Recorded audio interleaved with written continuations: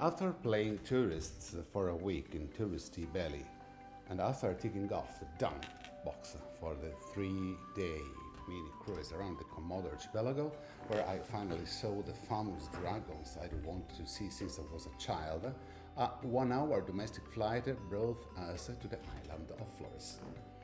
Landing at the airport of its main city, Labuan Bajo, we immediately enjoyed the fresh catch, cooked right behind the market stalls that sell it.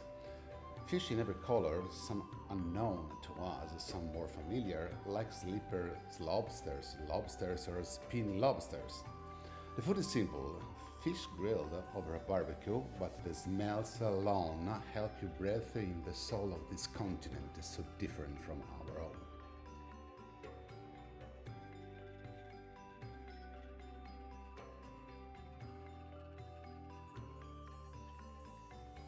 In Labuan Bajo, we rent a scooter and set off. First stop, Rutang, then Bajaba. The roads in Flores are all paved, at least the main ones. We soon discovered that the secondary roads are another story altogether. It quickly became clear that it's wise to keep a moderate speed because at any moment you might find a dog, rooster, goat, or cat darting across the road in front of you. Because Flores teems with life at every turn, and all it takes is a glance to spot animals with their little ones, every hen followed by her chicks, every mother dog nursing her puppies, and along the roadside it's common to see a buffalo or a cow tied right at the edge, grazing on the grass. In this way, their feeding is combined with keeping the roadside tidy. In Flores, the roads aren't just means to reach a destination to admire. They are themselves a destination. We're constantly drawn to the little wooden shacks by the roadside, selling all sorts of things, from fruit to bottles of gasoline. That's because gas stations are few and far between, and gasoline is cheap, about 50 cents a liter. But the lines for filling up are endless, so these little roadside sellers offer gas at a higher price, but the upside is you avoid waiting hours for a fill up. Right after these shacks scattered along the road, what strikes us most is vegetation. Some plants are familiar, like coconut palms or banana trees producing small but super sweet tropical bananas. Others we recognize are papaya trees. The rest as a mystery. We see gigantic trees loaded with fruit, also unknown to us, or others that back home are humble house plants, but in the tropical climate here grow into true trees. Ferns, for example, which in our country are just little undergrowth plants, here become towering trees reminiscent of something out of Jurassic Park. Particularly vivid memories crossing those log bridges by scooter. The coastal road between Barong and Todo is little more than a trail winding through the jungle, but the real adventure begins when you come upon a collapsed bridge, and just as you are about to turn back, you spot a narrow path leading to a makeshift bridge of logs. I wouldn't have crossed it on foot, let alone on a scooter. But seeing the tire tracks and the local people casually riding across, I took a deep breath, crossed myself, and here I am, still alive. But what a thrill! Flores has not yet become a tourist island like Bali, and much of its economy is based on agriculture, particularly rice cultivation. But there's nothing here that resembles modern Western farming with machines. The rice fields are immense expanses of green, so vibrant it almost looks fake, interrupted only by peasants working with their feet sunk in the mud, transplanting young rice plants. by hand so they can grow. Alongside them are the inevitable cows and buffaloes, all naturally with their calves. The rice fields are built in terraces because the water must never stagnate but instead continuously flow thanks to the complex system of gradients and irrigation channels. We ventured with our scooter along the dirt roads between the rice fields, and even here we risked getting stuck in that sea of green. Certainly a breathtaking landscape, but who knows who would ever come to rescue us.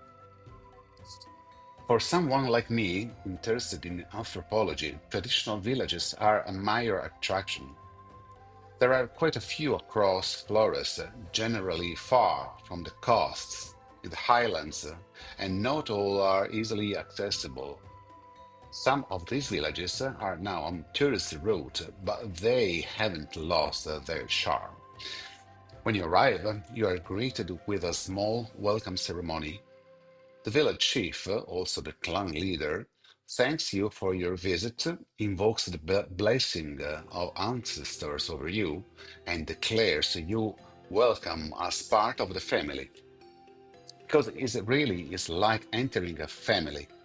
Villages are generally inhabited by a single clan, and each time with a new family is created, they expand the spaces a little.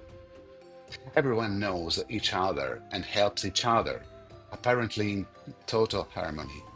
A guide told us there's a sort of council of elders led by the chief that resolves any disputes.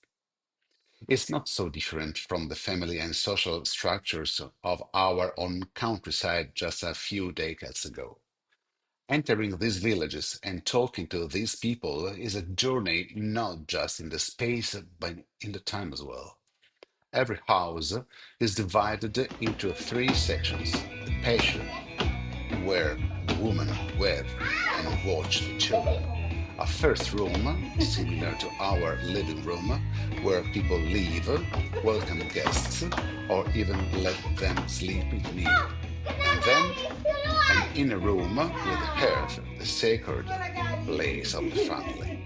The bathroom and shower are outside, as it once was with us, and beneath the hut is space for the animals. The furnishings are, I say, essential: bed and then mats of every size. But I think the most beautiful memory we bring back with us is the people.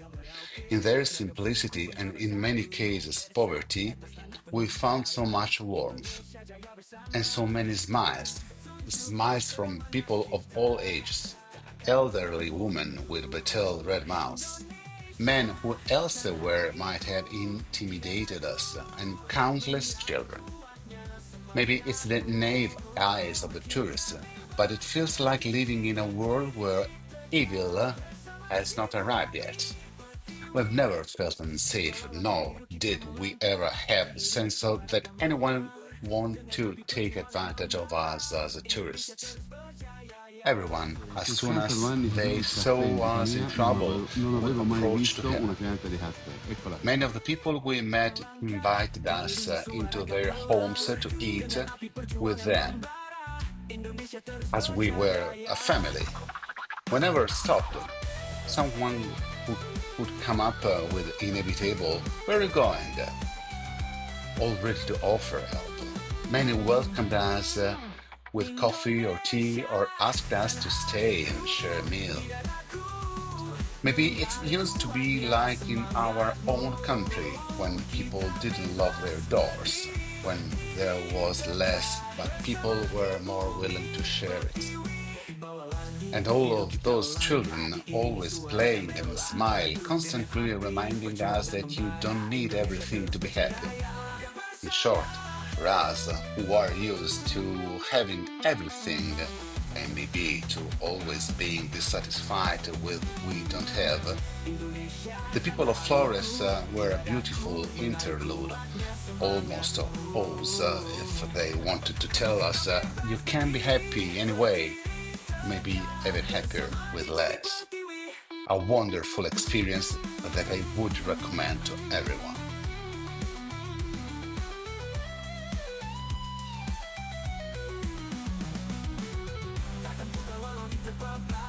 Cahaya merdeka selalu menginspirasi. Satu suara, satu rasa. Indonesia ku cinta selamanya.